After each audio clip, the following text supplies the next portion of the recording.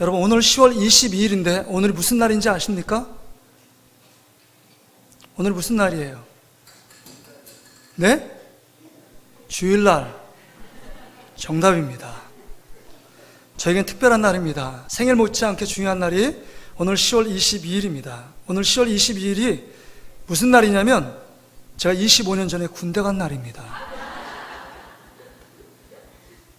생일보다도 더 내 안에서는 참 의미 있는 날입니다. 그때 재수하고 또 고등학교 1년을 꿇었기 때문에 삼수의 나이가 돼서 22살에 군대를 끌려갔습니다. 가고 싶지 않았는데도 끌려갔어요. 논사훈련소 23년대 10중대 거기 끌려갔는데, 군대라는 조직이 참 무서운 조직이에요. 명령에 죽고 명령에 삽니다. 상관이 뭐라고 얘기하면 순종하며 따라갈 수밖에 없어요. 여러분, 6시에 기상, 하고 싶지 않아도 기상해야 합니다. 밤 10시에 취침 나팔이 불면 다 자야 돼요. 여러분, 혈기왕성한 20대에 10시에 자는 사람이 누가 있겠습니까? 자기 자신을 위해서 공부하는 사람도 있고 게임하는, 여러분 밤 새벽 1-2시 돼도 여러분 안 자더라고요. 아이들 보니까. 근데 밤 10시에 무조건 취침해야 합니다. 그런데 깨고 싶지 않아도 새벽 1-2시에 막 깨워요. 불침범에서 초병을 쓰라는 거예요. 너 당번이 됐으니까 막 개머리판을 톡톡 찍으면서 일어나라는 거예요. 그때 관대선생님이 탁 부르면서 누구누구 김현수 자 뭐 이렇게 부르면서 앞에 딱 일어나가지고 또 새벽 1-2시에 또 보초를 쓰러 갑니다. 그게 명령이에요. 그 명령에 순종할 수밖에 없습니다.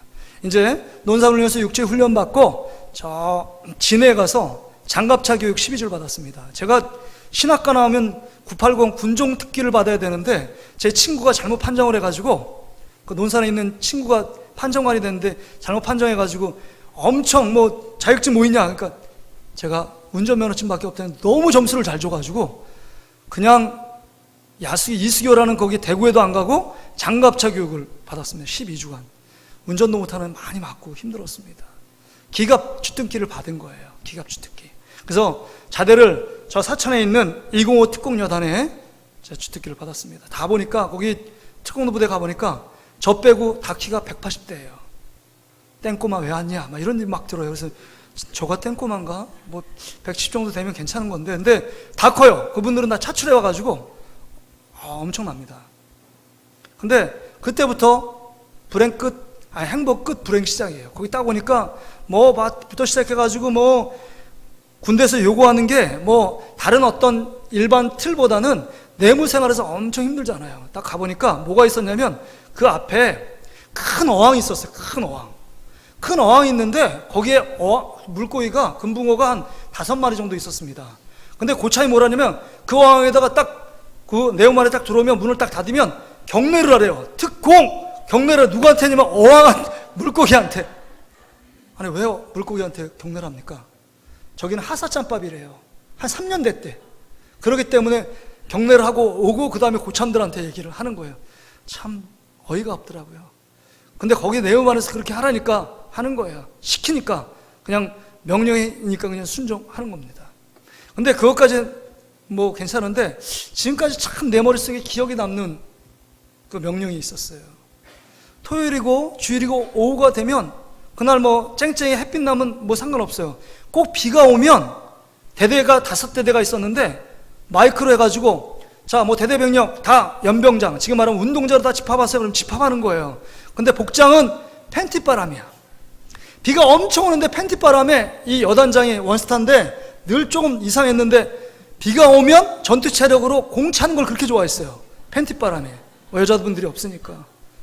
그래서 우리가 막 중대별로 공 차고 막 전쟁처럼 많이 비가 오니까 완전히 수구장이 됐는데 공 차고 열심히 막 뛰고 또 지면은 또 떠올백 메고 군장 메고 또 도니까 얼마나 사투를 열심히 했는지 몰라요. 일단 비 오는 날은 싫었습니다. 제가 비 오는 날 팬티바람에 또 나가가지고 또 차는 거예요. 그러니까 군대 말로 이 말이에요. 까라면 까는 거예요. 그냥 시키면 순종하러 가는 겁니다. 이게 군대예요. 명령에 죽고 명령에 사는 것이 군대 조직입니다. 그래야 군대가 유지되고 유사시에 전쟁이 있을 때 바로 그 명령에 5분 대기조처럼 출동하는 겁니다. 그렇다면 그리스도 믿는 하나님의 자녀 가운데 가장 중요한 것이 무엇이냐? 하나님 말씀에 순종할 때 사는 길이 있는 줄 믿습니다. 여러분, 우린 너무 연약해요. 부족해요. 늘 넘어지기 쉽습니다. 깨어지기 쉽습니다. 그런 연약한 그릇이 우리들이에요. 여러분, 만물의 영장이라고 말하는 우리들이, 여러분 한번 보세요. 세상 가운데 얼마나 나약하고 연약합니까? 여러 가지 세파 앞에서, 외로움과 고독 앞에서 늘 어느 순간에 나 그냥 스스로 죽을까? 자살을 생각할 정도로 정말 연약한 존재들이 우리라는 사실을 기억해야 합니다. 그때마다 우리는 우리의 힘으로 살아가는 존재들이 아니라 하나님의 주시는 말씀에 순종할 때만이 하나님의 자녀의 권세와 하나님의 자녀답게 사는 놀라운 축복이 우리 삶 가운데 넘치게 되는 줄 믿습니다. 하나님의 축복이에요. 구약시대를 생각해 보세요. 출애굽 광야에서 정말 망망대해 아무것도 없습니다. 그런데 그들이 하나님 말씀에 순종함으로 살 길을 열었어요. 그랬어요. 저 아침에 일찍 돼서 만나를 주어 와서 하루 양식을 삼아라. 그 말씀에 순종했기 때문에, 만나를 먹었기 때문에 하루에 그 정말 힘을 공급받아 살았습니다. 만약에 사막 가운데 그 말씀에 순종하지 않았다면 며칠 못 돼서 이스라엘 백성들은 다 전멸했을 겁니다. 그러니까 그 출애굽 시대에 순종은 곧 생명 있고 평안과 행복이지만 불순종은 저주와 곧 죽음으로 점철되는 겁니다. 그렇다면 여러분, 우리의 삶이 어떻습니까? 불순종함에도 불구하고 이렇게 떳떳하게 살고 있잖아요. 우리 이 모든 것이 하나님의 은혜와 축복인 줄 믿습니다. 그렇다고 해서 언제까지 불순종하며 살겠습니까? 그러면 오늘 말씀의 제목이 최고의 순종이에요. 최고의 순종. 주님께 드리는 최고의 순종이 뭘까? 제가 이렇게 성경에 읽다가 이 최고의 순종이 두 가지가 생각나더라고요. 구약에 보면 이 최고의 순종자가 누구였냐? 누굴 것 같아요? 믿음의 조상 아브라함입니다. 아브라함이 창세기 22장에 10번씩 나타난 하나님을 만나고 나서 하나님이 누구인지를 점점 알면 알수록 그 속에서 하나님의 놀라운 역사, 하나님을 향한 믿음을 갖고 순종하는데 정말 25년 동안 기다려서 눈에 넣어도 아프지 않은 100세 이삭을 낳습니다. 이삭이 점점 자라갑니다. 너무 귀염과 재롱과 애교 때문에 하루가 어떻게 지나가는지 모를 정도로 너무 기뻐요. 손주 같은 자식 아니에요? 증손주 같은 아들 아닙니까? 얼마나 좋을까요? 행복할까요? 그렇게 행복의 나날이 지속될 것처럼 생각했는데 어느 날 천천병력 같은 명령을 내리시잖아요. 하나님이. 자, 네 독자 이삭 사랑하는 아들을 모리아 산에 가서 번제물로 바치라 라는 거예요. 자기 아들을 번제물로 바치라는 겁니다. 자기가 번제물로 드리는 것도 쉬운 일이 아니지만 그건 순종하겠는데 자기 아들, 그렇게 사랑해서 25년 동안 기다려서 낳은 아들을 번제물로 가서 각을 떠서 반을 쪼개서 불을 태워서 하나님 앞에 번제로 드린다는 건, 이건 도저히 상상할 수 없는 명령이고 이해할 수 없는 명령이요, 충격적인 명령 아니겠습니까? 여러분이나 저나 갈등을 수없이 할 겁니다. 이것을 순종하는 것이 맞을까? 아마 아내하고도 상의하고 저명한 사람하고 그거 하나님의 명령 아니니까 헛소리를 들었거나 어떤 헛된 환상, 헛된 꿈을 봤으니까 그거 순종하지 않아도 돼. 하나님은 그렇게 말하실 분이 아니야. 자기 합리화를 시켜서 이리저리 빼지고 그 다음에 이리저리 그 말씀에 불순종할 거리를 찾아가는 명분을 찾을 겁니다. 그럼에도 불구하고 아브라함은 그렇지 않았습니다. 불순종할 명분을 찾고 있는 것이 아니라 사랑하는 아내와도 상의하지 않고 정말 그 즉시로 말씀에 순종하여 3일길을 가려서 모리아산에서 자기 아들 이삭을 바치려고 했습니다. 이게 구약에 나오는 최고의 이해할 수 없는 순종의 모습입니다. 자기 아들을 바치려고 했던 순종이에요. 그럼 신약에 와서 최고의 순종은 뭘까요? 최고의 순종, 이 복음의 절정, 복음의 클라이막스는 뭘까요? 예수님이 생애입니다. 예수님은 구약의 모든 예언 선자들의 말씀에 순종해서 이 땅에 오셨고 때가 되면 오셨고 정말 33년 동안 하나님 말씀에 순종하다 마지막까지 하나님의 아들됨을 포기하고 하나님의 아들됨의 특권을 포기하고 우리를 위하여 아낌없이 살을 찢고 아낌없이 피를 흘리셔서 우리를 인류를 위한 구원하기 위하여 십자가에서 죽으신 하나님 말씀에 순종한 최고의 순종, 이 순종이 우리 모든 인류를 구원하고 우리를 지금 이 자리에 앉아서 하나님을 예배하는 예배자로 만들어 주신 줄 믿습니다. 그것이 최고의 순종이에요. 인류 역사상 하나님께 드린 최고의 순종이 있다면 예수님께서 하나님의 아들이심에도 불구하고 자기를 제물로 드려 십자가에 죽으심과 삶 안에 부활하심, 이것이 최고의 순종 중의 순종입니다. 왜 이런 길을 걸어가셨을까요? 겟세마네 동산에서 자기가 하나님의 아들이지만 완전한 인간이시기 때문에 이 고난의 잔을 피해달라고 3번씩 땀방울이 핏방울 되도록 그렇게 갈등하며 기도했던 그 예수님께서 끝까지 하나님의 뜻을 이루고 순종의 제물이 되어 놓으신 것은 정말 그 이후에 예수 그리스도를 믿는 모든 자들을 영원한 생명으로 인도하기 위한 하나님의 그 사랑이요 예수 그리스도의 희생인 줄 믿습니다.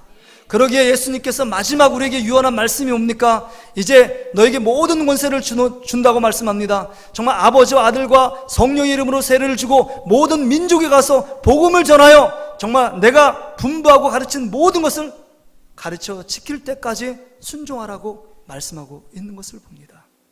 여러분, 우리도 예수 그리스도가 우리의 구주이시며 우리의 생명이시며 우리의 전부 되시며 정말 우리 예수 그리스도가 하나님의 아들 되시고 정말 예수님 때문에 우리가 살아가고 있다면 이제는 예수님을 신앙의 모델로 따르고 있다면 예수님께서 걸어가신 최고의 순종의 길을 우리가 따라가야 될 줄 믿습니다. 우리도 그 길을 갈아야 합니다. 그 길에 우리도 접어서야 합니다. 우리를 하나님의 자녀로 억만 죄악 가운데 지옥에서 영원한 천국으로 지옥에서 영원한 생명으로 인도하신 하나님의 목적이 무엇이고 이 동신교회를 세운 목적이 무엇인가를 생각해야 합니다.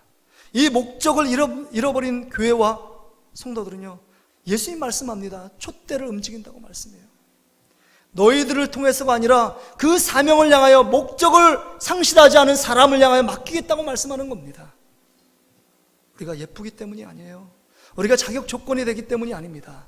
우리가 하나님의 전적인 은혜로 구원을 받고 이 동신교회에 모여 있다면 마지막 최고의 순종인 복음을 전파하는 사역에 우리가 힘쓰고 애써 집중하며 달려나가야 될 줄 믿습니다. 오늘 본문에 말씀하잖아요. 예수님의 마지막 말씀입니다. 또 이르시되 너희는 온 천하에 다니며 만민에게 복음을 전파하라. 때를 얻든지 못 얻든지 복음을 전파하는 것이 우리의 삶의 사명이고 우리의 삶의 목적과 이유되는 줄 믿습니다. 그렇다면 우리가 새생명 축제를 11월 26일 선포하면서 달려갑니다. 대상이 중요해요. 향방 없이 달려가는 인생이 아니라 목적을 향해 달려가는 겁니다. 여러분, 양궁 선수가 10점의 간역을 향하여 목표를 향하여 계속 화살을 쏠 때 10점 맞출 수 있는 것처럼 그냥 공중에 쓴다면 도저히 그 10점 표적에 아마 1점도 못 맞춥니다. 목표를 향해 달려가야 돼요. 집중해야 합니다. 돋보기로 그 밑에 있는 그 종이를 태우기 위해서는요 초점을 맞춰야 합니다. 목적을 다시금 분명히 세워야 돼요. 오늘 3가지 목표를 세우고 달려갈 텐데 먼저는 우리 하나님 아버지께서 우리 가운데 요구하시는 최고의 순종이 뭐냐? 가족을 구원하는데 초점을 맞춰야 합니다. 가족 구원. 갈라디아서 6장 10절에 보면 착한 일을 시작할 기회를 우리 가운데 주셨는데 무엇보다도 믿음의 가정을 위하여 착한 일을 하라라고 사도 바울은 우리에게 권면하고 있습니다. 믿음의 가정을 돌보지 않는 것, 그건 믿음에 파선한 겁니다. 믿음의 가정, 내가 예수 그리스도를 믿는 하나님의 자녀가 됐는데 가정을 돌아보지 않는다, 가정을 사랑하지 않는다, 가정을 예수께로 인도하는데 전혀 관심이 없다, 이건 믿음에서 파선한 거예요. 믿음에서 떨어진 증거입니다. 성경은 얘기합니다. 모든 일보다도 먼저 믿음의 가정 위에 착한 일을 하고 그 다음에 사랑을 더 쏟고 그 다음에 관심을 가지라고 성경은 이야기하고 있다는 겁니다. 그런데 문제는 현실적으로 늘 맞다고 살아가는 이 가정 속에 자녀들에게 남편, 아내에게 복음을 전하는 일이 쉽습니까? 어렵습니까? 어려워요. 생판 모르는 사람한테는 전하겠는데 어떤 분은 심지어 그렇게 얘기하더라고요. 생판 모르는 사람한테는 전하지만 이렇게 늘 10년, 20년, 30년 나의 모든 허물과 약점, 단점을 다 알고 있는 자녀들과 남편, 아내에게 복음 전하는 일은 너무 힘든 일입니다. 실제로 힘든 일이에요.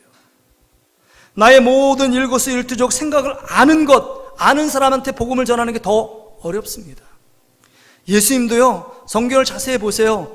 예수님의 그 가족들, 그 형제들에게 뭐라고 취급받았느냐?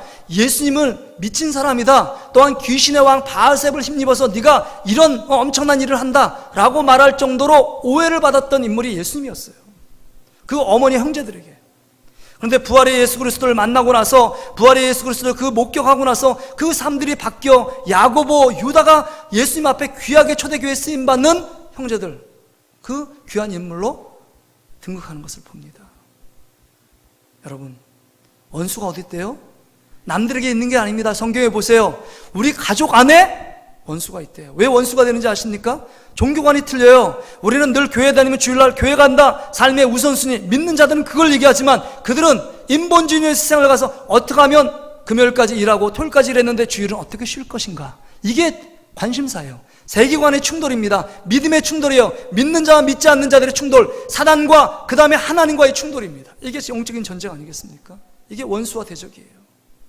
똑같이 한 밥상에서 밥을 먹고 사랑을 나누지만 우리의 호적이 다릅니다. 근데 여러분, 예수님께서 하시는 말씀이 있잖아요. 마지막 그 여인들이 예수님의 죽음에 대해서 슬퍼하면서 따라갈 때, 정말 고통 가운데 막 눈물을 흘리면서 따라갈 때 예수님께서 하신 말씀을 우린 들어야 합니다. 여러분들이요, 나를 위해 울지 말고 너와 누구를 위하여 울라요? 너의 자녀들을 위하여 울라. 지금 시대는 너희 자녀들을 위하여 울 때라는 것입니다. 지금 시대요, 정말 험악해요. 여러분의 딸이 있어요? 딸의 친구의 집에 가는 것조차 지금 망설여지는 시대 아니겠습니까? 이번 사건 보잖아요. 자기 딸의 친구를 살해하는 사건이요. 아무런 이유도 없이 살해를 해요. 그러니까 아무리 맨날 가던 제 딸이 자기 친구네 집을 육동에 그 친구네 집에 자주 가더라고요. 근데 섬뜩해요. 딸, 안 갔으면 좋겠다. 이런 말이 나오는 거예요. 지금 이 시대가 그렇게 안전하고 정말 호락호락한 시대가 아니라는 것을 여러분 알아야 합니다. 우리 자녀들이 개인적인 종말, 예수님이 전체적인 종말로 다 와서 지구에 정말 마지막 날이 올 수도 있지만 먼저 우리가 어떤 사건, 사고 때문에 우리 부모들이 또한 자녀들이 먼저 갈 수 있는 겁니다. 이게 개인적인 종말이에요. 언제 자녀들이 우리보다 늦게 태어났기 때문에 자녀들이 늦게 갈 것이다. 누가 장담할 수 있습니까? 장담할 수 없어요. 우리 자녀들 장담할 수 없습니다. 아유, 목사님 그런 말씀하시니까 가족권이니까 목사님 가정은 다 예수 믿으니까 그렇게 힘줘서 얘기할 수 있는 근거가 되네요. 저요, 힘줘 말하고 싶지가 않아요. 언제 끝까지 우리 자녀들이 예수 그리스도 믿음 안에서 승리하는 삶을 살아간다 보장할 수 없어요. 목회자 자녀이기 때문에, 목사 자녀이기 때문에 그거 보증된다, 보증수표다, 절대 그렇지 않습니다. 제 친구들하고 선배들을 보니까 10분의 목회자 중에 3분이 자녀들이 교회 안 다닙니다.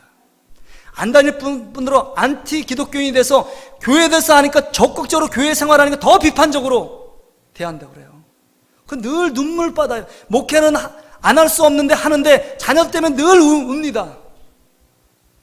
어제나 오늘이나 정말 나간 탕자처럼, 그 탕자를 기다림처럼 늘 울어요, 부모가. 여러분, 여호와 증인이 창시자가 목사 아들인 거 아세요?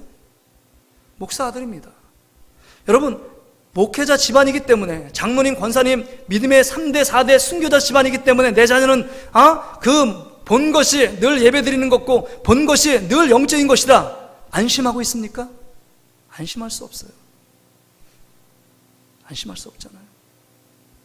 지난주 오후 예배 우리 주영 전사님 얘기했잖아요. 그 가정을 제가 잘 알잖아요.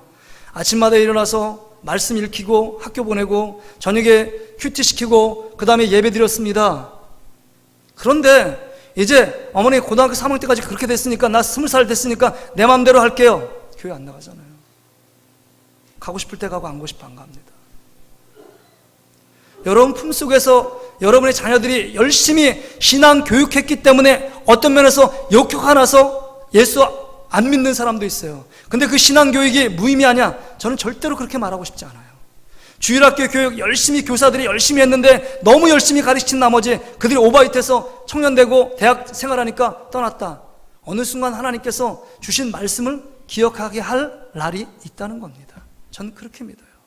통계조사를 보니까 주일학교, 유초동부, 중고동부 다녔던 아이들은 예수께로 다시 돌아오고 회개할 확률이 77%래요. 어마어마한 거 아닌가요?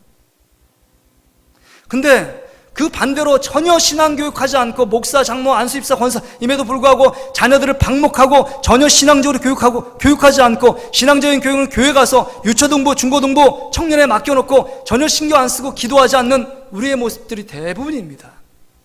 저도 그러니까요.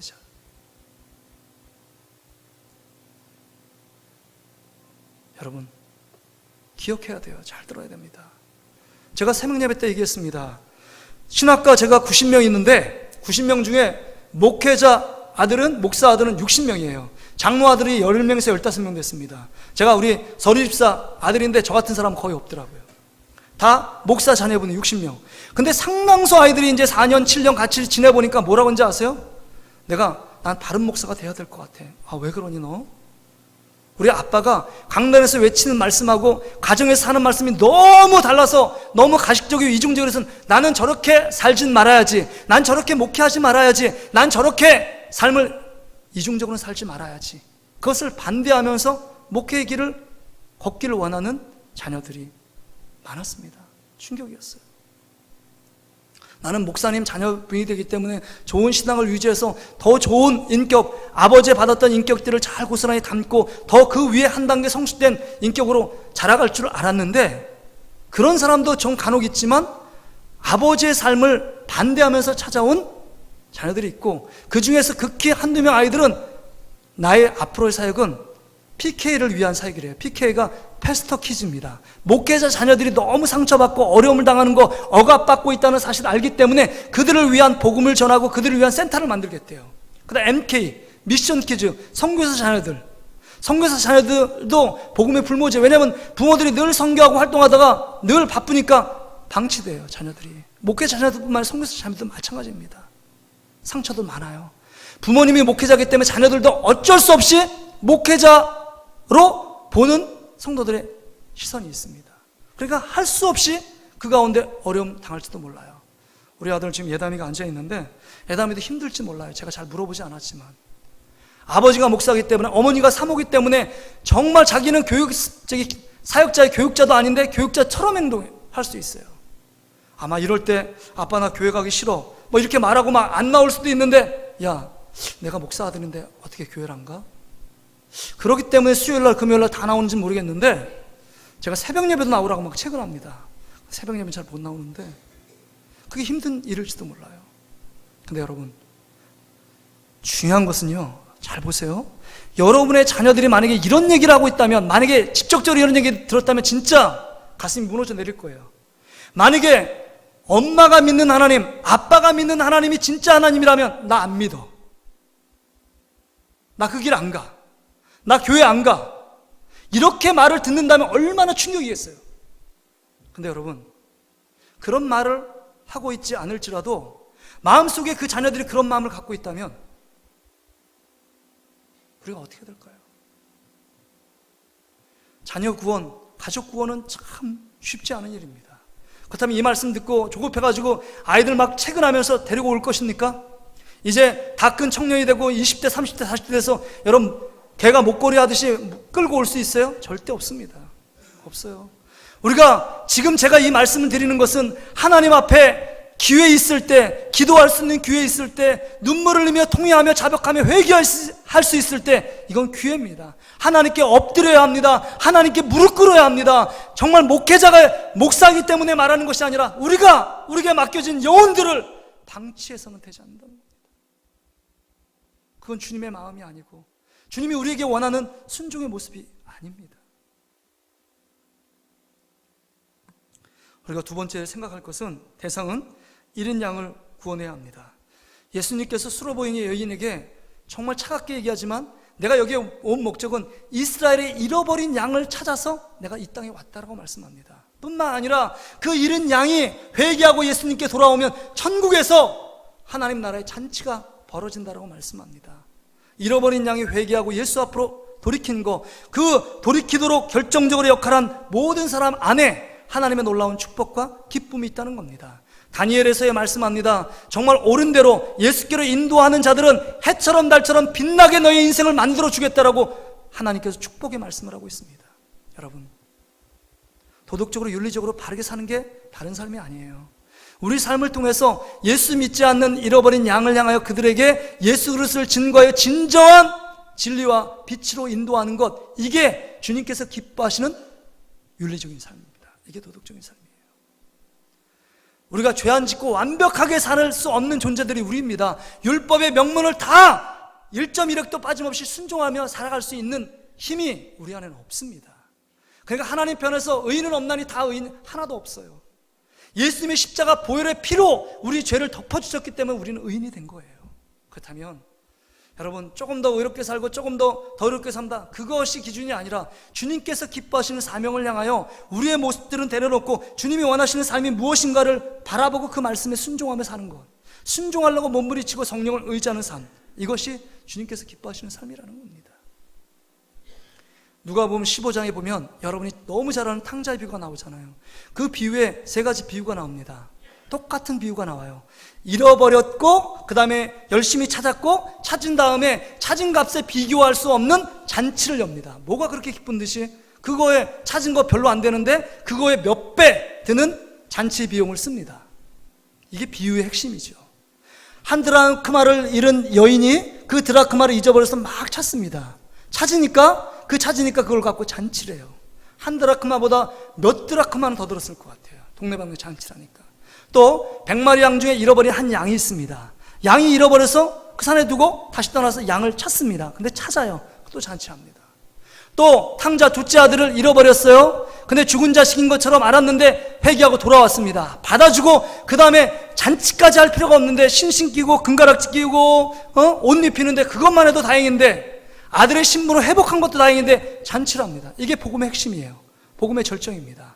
복음 안에 기쁨이 있어요. 회개하지 않는 사람이, 그 다음에 믿음에서 떠난 사람이, 교회 다니다 안 다니는 사람이 예수 앞으로 돌아오면, 하나님 앞에 회개하고 돌아오면 하나님께서 그만큼 기뻐하신다는 그 아버지 하나님의 그 기쁨, 그 아버지 하나님의 즐거움, 그것이 고스란히 복음서에 담겨져 있습니다. 여러분, 제가 신방을 3년 동안 이렇게 다녀보니까 우리 교회 성도들 가운데 공통점이 있더라고요. 자녀들 위해 기도하겠습니다. 자녀들 이름 뭐죠? 그러면서 하시는 말씀들이 있어. 신방 대상자들이 목사님 얘가 중학교 고등학교 때는 그렇게 열심히 다녔는데 또 대학 들어가고 그 다음에 사회생활 하니까 지금 다 예수 안 믿습니다. 다 동신교회 다 다녔습니다. 얼마나 열심히 다녔는지 모릅니다. 이게 공통점이에요. 다 예수 그리스도를 믿었는데, 전혀 안 다닌 게 아니고 믿었는데 지금은 세상을 길로 갔다는 거예요. 자기의 분주한 길로, 자기의 어떤 삶의 목적을 향하여 가는 거예요. 다 잃어버린 양들이더라고요. 보니까 다 잃어버린 양들. 한 번도 안 다닌 분들보다 교회 문화를 알고 그다음에 예수 그리스도를 믿었던 자들도 있을 겁니다. 그들을 향하여 우리의 사랑의 손길, 그 다음에 사랑의 말씀, 사랑의 말, 이것이 필요한 때입니다. 필요한 때예요. 어떤 그 권사님이 저하고 제자반을 했는데 60세 된 권사님인데 25살에 결혼해서 35년 동안 잤는데 자기는 늘 기도하는 게 자기 남편을 위해서 기도하는 거예요. 35년 동안. 남편이 좀 잘 삽니다. 근데 남편이 너 하고 싶은 거 다 하고 교회 가라는 거 다 가고 나 하나도 반대 안 한다. 네가 하고 싶은 거 다 해. 그러나 한 가지 나하고 약속하자. 나한테 교회 가자는 말은 절대 하지 마. 그렇기 때문에 35년 동안 한마디도 안 해봤대요. 근데 그게 회개되는 거예요. 이 남편을 위해서 한마디 말 안 해봤던 그것 때문에 회개가 된 거예요. 그런데 60세가 돼서 남편이 65세가 됐는데 우리 교회 한번 가자. 여보, 내 소원인데 내가 당신이 그렇게 얘기했기 때문에 한마디도 안 했는데 그것이 그냥 딱 내 가슴에 딱 대모처럼 박혀서 한마디도 안 했는데 우리 교회 가자. 내 소원이야. 근데 어떻게 된지 아세요? 그 다음 주에 남편이 나 그 말 왜 안 하는지, 당신 35년 동안 기다렸는데 내가 뻘쭘해서 가기를 원했는데 한마디도 안 해서 내가 혼자 스스로 갈 자존심이 상해서 내가 혼자는 못 갔는데 당신은 그렇게 말해주니까 고맙네. 다음 주부터 가자. 아무렇지도 않은 듯이 다음 주에 그냥 끌려와서 같이 예배드리고 믿음 생활했다는 거예요. 어쩌면 여러분, 우리가 포기하고 있는, 어차피 쟤는 예수 안 믿을 거야, 분주하고 막 그래서 바쁘고 그래서 어떤 이유 때문에. 근데 여러분, 고구마 전도법에 다 익은 고구마 한번 여러분 젓가락으로 찔러보세요. 딱 찔러면 쭉 들어간다. 그 한마디 하면 우리 예수 믿고 교회 갑시다. 예수 믿으러 교회 갑시다. 한번 교회 나옵시다. 교회요? 그럼 가죠 뭐. 전혀 고민도 하지 않고 갈등도 하지 않고 그냥 끌려오는 영혼도 있을 수 있다는 겁니다. 여러분이 포기하기 때문에, 여러분은 말을 하지 않고 침묵하기 때문에 그들이 끌려 나오지 않을 수도 있다는 사실을 기억해야 돼요. 그들 중에 잃어버린 영혼이 있다는 것입니다. 마지막으로 불신자들 구원, 새로운 영혼들 구원하는 것이 우리 삶에 초점을 맞춰야 합니다. 이것이 주님께서 원하는 최고의 순종의 모습입니다. 여러분, 예수의 마음을 알아야 돼요. 한 영혼도 잃어버리기 원치 않는 하나님의 마음, 정말 한 사람이라도 더 구원받기 위해서 예수님의 초림을 오셨고 재림을 늦추고 있다는 사실을 여러분 기억해야 합니다. 더 많은 사람을 참고 기다리는 이유는, 재림을 늦추는 이유는 한 영혼이라도 다 지옥 가지 않고 구원받기 위해서 하나님이 시간을 늦추고 있는 거예요. 우리를 통해서 빨리 정말 구원의 복음, 그 구원의 손길을 뻗쳐서 그들을 예수께로 인도하기 위해서 기다리고 있다는 겁니다. 그래서 마태복음 18장 14절 말씀, 우리 화면을 보고 같이 한번 읽어볼까요? 우리 같이 한번 읽어보겠습니다. 마태복음 18장 14절이요. 같이 읽습니다. 시작. 이와 같이 이 작은 자 중에 하나라도 잃은 것은 하늘에 계신 너희 아버지의 뜻이 아니니라. 작은 자 중에 하나라도 잃는 것은 하나님이 계신 너희 아버지의 뜻이 아니래요. 모든 사람이 구원받기 원하는 것이 하나님 아버지의 마음이고 하나님 아버지의 뜻이라고 말씀합니다. 그 표현이요, 그것이 말씀을 증거하는 것이 아까 누가복음 15장의 잃은 양 비유인데요, 산속에서 잃은 양 100마리의 양을 갖고 있는데 한 마리가 잃어버려졌어요. 어디 갔는지 막. 그러면 여러분, 산속에서 만약에 목자가 한 명이었다면 잃어버린 양 한 사람을 찾아가는 게 옳습니까? 아니면 99마리의 양을 잘 보호하고 그 다음에 어디서 나타날 곰과 승냥이 사자떼에서 이 99마리의 양을 지키는 게 옳습니까? 여러분 한번 생각해 보세요. 인간적인 이성과 계산으로 여러분 99마리를 지키고 울타리로 잘 몰아가는 게 어떤 면에서 보면 만약에 한 마리 쫓다가 두세 마리 다 도망가고 그 다음에 그 곰떼가 와가지고 다 핥히고 먹으면 어떡할 거예요? 근데 예수님은요, 99마리 양을 고스란히 놓고 그 다음 한 마리 양을 찾고 찾았다는 거 아니에요. 그 가치는요, 한 마리의 가치와 그 다음에 99마리 양의 가치가 동일하게 봤기 때문입니다. 한 영혼도 너무 귀하고 99영혼의 가치와 한 영혼의 가치가 동일한 가치로 본 거예요. 한 영혼에 대한 가치, 한 영혼에 대한 철학이 없으면 99마리의 영혼, 그 가치가 없어요. 가치가 없습니다. 지금 낙도와 오지에 목회자들이 없어요. 이제 50년대, 60년대 너무 그 한국교회 부흥이 있어서 낙도 오지에 교회 없는 곳, 교회 건물이 없는 곳은 없습니다. 다 예배당이 있는데 문제는 목회자가 없어요. 이제 70세가 되면 은퇴를 합니다. 그래서 요새 총회 계류돼서 그 문제를 상의한 것으로 알고 있는데, 목회자들이 70세가 되면 은퇴하니까 걸로 젊은 목회자한테 가려고 하지 않아요. 저부터도 가보세요. 이게 힘들어요. 근데 여러분 보세요. 제가 그 전에 있던 교회에서 사역자반 한 30명, 25명 정도 데리고 땅끝 해남으로 갔습니다. 땅끝 교회 해남 장로교회라고 갔어요. 제 목회자 친구 아버님이 계셔서 그 목사님도 75세예요. 자기가 떠나면 올 사람이 없기 때문에 계속적으로 유지되고 있는 거예요. 근데 거기에 주일 낮에 몇 명이 오느냐? 여자 집사님 7분이 딱 오시더라고요. 거기에 그 주위에 세 마을이 있는데 가오를 따지니까 그 세대가 150세대예요. 150세대예요. 한 200명 정도를 살고 있습니다. 그 마을에. 그래서 우리가 3일 정도 2박 3일 거가지고 전도하고 그 다음에 노인 잔치하고 그 다음 의사도 있고 내과 의사, 치과 의사 있었으니까 민결도 맞추고 치과 검진도 받게 해가지고 막 그래서 뭐 샴푸 들고 막 가고 그 다음에 뭐 모기향 들고 가고 막 이렇게 들고 가서 복음 전하고 그랬는데 그때 120명이 왔었어요. 잔치에. 근데 새벽 기도 나오는 사람은 한 분도 없고 그 다음에 7분, 그것도 70세 후반에서 80세 초반이에요. 언제 돌아가실지 모르는 상황이래요. 그 목사님 하신 말씀이. 새벽에 이제 제가 1박 2일로 먼저 답사를 갔는데 새벽 예배를 딱 나갔는데 우리 장로님 두 분하고 이제 저하고 셋이서 갔었는데 새벽 예배 온 사람이 한 명도 없어요. 그러니까 목사님하고 사모님하고 1시간 기도하고 그냥 맞춰요. 그분이 그러시더라고요. 목사님, 제가 지금 7, 8년 여기 있었는데 7명 예수 믿습니다. 목사님 큰 교회 부목사 하시니까 7명에 대해서 어떻게 생각하세요? 이렇게 묻는 거예요. 그래서 제가 7명 너무 귀하죠. 그냥 이렇게 인사치를 얘기했는데 목사님, 저는 7명이 전부라고 생각합니다. 그 한 영혼의 가치가 얼마나 귀한지를 여기 와서 깨달았습니다. 한 영혼 구원하는데 내가 이 삶을 전력 투구하고 낮에 그냥 있는 게 아니에요. 목사님이 거기에 목사가 유지가 돼서 뭐 전화하면 안 믿어도 목사님한테 전화해요. 병원 가야 되는데 차가 없습니다. 그럼 차 태워주고 맨날 가는 거예요. 그 허다한 일을 다 함에도 불구하고 7명 모여요. 7명. 너무 힘듭니다. 근데 목사님, 제가 이 7명을 두고 떠나면 올 목회자도 없고 그 영혼은 어떡합니까? 천하보다 귀한 생명이 한 영혼이 있는데 7명이 일어나면 천하를 7번 살 수 있는 값어치인데 제가 이걸 두고 떠날 수는 없습니다. 그래서 우리 25명이 새벽 예배를 2박 3일 이틀 동안 하면서 목사님이 너무 좋았느니 새벽 예배를 막 1시간씩 해요. 근데도 우리는 고통스럽지 않았어요. 그게 막 불을 토하는 것처럼 말씀을 강력하게, 말씀을 전하고 싶은데 전할 수 없는 상황, 성도가 없으니까. 그러면서 위로해주면서 마지막 날 뚝 앉으면서 함께 우리 목사님을 위해서 축복해줬어요. 기도해주고 축복해주고 축가도 불러주고. 힘내시라고 목사님. 목사님이 계시기 때문에 한국교회가 그래도 희망이 있습니다. 제가 느꼈어요. 한 영혼의 가치가 얼마나 귀하다는 거예요. 한 영혼의 가치.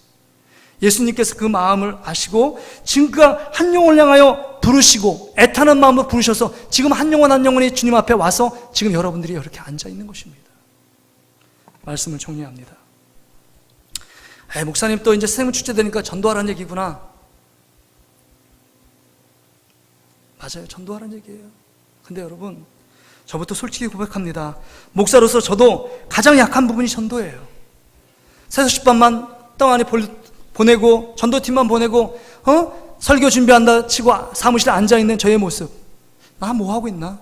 목사가 전도해야 되는데 감자탕 교회 그 교회 목사님은 목요일날 내가 하루 전도하는 일을 방해하면 저는 사임하고 하겠습니다. 이런 도전을 주신 말씀을 내가 들으면서 저 목사님은 어떻게 저렇게 영혼을 위한 뜨거운 마음을 갖고 아무리 바쁘고 힘들고 분주하지만 전도하는 일에 손을 놓지 않고 붙잡고 있을까? 마음이 막 도전이 되면서 마음이 힘들더라고요. 제 주위에는 보니까 다 목사들이에요. 다 믿는 사람들. 그러니까 복음의 야성이 떨어집니다. 복음을 증거해야 될 사명이 없어. 사명이 점점 사라져요. 제 모습 보면서 정말 마음이 안타깝습니다. 그래서 제가 저녁에 막 이렇게 기도했어요. 하나님 앞에서 기도하는데 생각나요. 야, 너 하나님께서 주시는 너 그렇지 않았어? 너 열심히 전했잖아. 10분이 그 아쉬워서. 여러분, 제가 재수할 때 10분 동안에 재수학원에서 대성학원 다니면서 10분 동안 너무 중요한 10분은 화장실 가기 때문에 기다린 게 아니라 그 10분 동안 있을 때 옆에 있는 그 종합반 아이들에게 복음 전하기 위해서 정말 몸부림치며 기다리는 거예요. 노량진에서 이렇게 전철을 타고 오면서 안산역까지 오는데 전철역까지 너무 빨리 도착하는, 너무 아쉬운 거예요. 왜냐면 옆에 복음을 전할 사람들이 막 시간이 없는 거예요. 청각장애인들에게 막 복음을 전하고 그 다음에 주위에 있는 사람들이 미친 듯이 복음을 전하면서 금요 성령집회 철화에 와야 된다고. 근데 그 사람들이 막 복음을 들으니까 강력하게 얘기하니까 그냥 정말 순한 양처럼요 끌려오는 거예요. 그래서 우리 학원에 있는 20명 중에요 한 15명 정도가 금요 철회에 왔다는 거 아니에요. 그렇게 미친 듯이 복음을 전했던 그 기억이 막 새록새록, 너 이런 자였어. 이거 회복해야 된다. 복음의 비친 자로서의 삶을 살아가야 된다. 여러분, 주님께서 원하시는 삶이 뭘까요? 지금 여러분의 삶을 지탱하는 힘이 뭡니까? 여러분의 삶의 목적은 무엇입니까? 일주일 동안 살아갈 때 여러분의 관심과 여러분이 집중적으로 투자하는 그 관심의 대상은 무엇입니까? 잘 먹고 잘 사는 일입니까? 그러나 여러분 기억하십시오. 기억하세요. 이 말씀 드리고 싶더라고요. 제가 부목사 때부터 장례를 한 200건 정도 한 것 같아요. 대체적으로 보니까. 우리 교회에서도 3년 되니까 장례를 많이 치렀잖아요. 근데 가장 안타까운 모습은 뭐냐면 돌아가실 때 그래도 최근에 있던 장례도 그렇지만 정말 죽은 고인 아버지가 예수 그리스도를 믿고 그래도 끝내는 예수 그리스도를 고백하고 간 분. 정말 행복해요. 천국에 갔습니다. 근데 그 마지막 하관 예배를 드리는데 그 자녀들 4명, 5명, 3명 되는 그 자녀들 가운데 한 명은 예수 믿어서 그렇게 힘있게 찬양하며 하나님께 영광 돌리지만 2-3명이 그 유족들이 예수를 안 믿어요. 예배 자리에도 오지 않습니다. 근데 여러분, 여러분의 자녀를 사랑하고 있는 어머니, 아버지라면 우리가 죽으면 잠시 잠깐의 이별에 하나님 나라에서 만날 겁니다. 그런데 그 자녀들 중에는 예수 그리스도를 믿지 않는 자녀들은 영원한 이별이 돼요. 그렇다면 여러분, 정말 자녀를 사랑하고 있다면 자녀들을 위해서 물질을 남기고 재산을 남겨주겠습니까? 이 세상으로 끝나는 삶의 목적이 있는 것, 그것은 진정한 사랑이 아닙니다. 자녀들이 먹고 살기에 넉넉하기 때문에 이제는 여러분 안에 근심 걱정이 없어요. 난 다 할 거 했다라고 생각합니까? 천만의 말씀입니다. 제한된 시간 속에 우리가 살고 있습니다. 영원한 하나님 나라가 있어요. 영원한 하나님 나라에서 우리가 함께 만나 기쁨의 교제를 나눌 수 있도록 우리가 그들을 향하여 지금 기도하는 것, 사랑을 가지고 품고 있는 것까지 포기한다면 우리 진정한 우리 안에 믿음이 있는지, 예수의 생명이 있는지를 돌아봐야 합니다. 지금 저의 말씀을 들으면서도 나는 정말 그런 마음을 그렇게 살고 싶은데 그렇게 살지 못해, 가슴을 찢어야 돼요. 목사인 저부터도. 이게 우리의 사명입니다. 우리가 하나님께 드려야 될 최고의 순종입니다. 우리의 힘으로 할 수 없어요. 우리 자녀들에게 복음 전하는 거 더 힘듭니다. 그러나 하나님께 울어야 돼요. 기도해야 돼요. 주님, 나에게 베푸신 그 사랑, 그 은혜 다시금 우리 자녀들에게 흘러가길 원합니다. 내가 신앙생활 바로 하지 못했기 때문에 우리 자녀들이 이렇게 됐다면 주님, 제 삶을 주님 돌이켜주시고 새롭게 하신 하나님의 은혜가 내 안에 흐르길 원합니다. 우리 이 시간 같이 한번 기도하길 원합니다. 그 마음을 갖고 주님, 내가 정말 영혼을 돌아보지 않고 내 삶을 보면서 늘 세상 중심인 삶 때문에 우리 자녀들이 세상을 향해 달려갑니다. 세상의 중요한 가치는 알지만 정말 믿음의 가치를 알지 못하고 예수 그리스도의 십자가를 알지 못하고 예수 그리스도의 구원과 생명을 알지 못하고 우리 자녀들을 키웠습니다. 기도하는 것까지 포기했습니다. 하나님, 그 자식은 예수 안 믿을 거야, 그 친척 예수 안 믿을 거야, 우리 전에 떠났던 그 누구누구 성도 그 사람 세상에 푹 빠졌어. 아닙니다. 아닙니다. 여러분, 이제 우리가 할 일은 그들을 향하여 복음을 전하는 일입니다. 그들을 향하여 우는 길입니다. 그들을 향하여 무릎 꿇는 일입니다. 주님, 예수의 마음을 달라고, 그 하나님 아버지의 안타까운 마음, 한 영혼 한 영혼을 돌아오기를 간절히 기다리시는 그 아버지 하나님 마음, 동구 밖에서 큰 팔 벌려 우리를 품에 안으시고 사랑해 주시고 회복시켜 주시는 그 하나님 품으로 돌아오길 원하는 그 아버지 하나님의 마음을 여러분 가져야 합니다. 이 시간 그 하나님의 아버지의 마음을 품고 주님, 한 영혼 한 영혼을 품을 수 있는 마음 주시고 영혼을 위해 사랑하는 마음 달라고 우리 다 같이 한번 주여 한번 찾고 간절히 한번 기도하길 원합니다.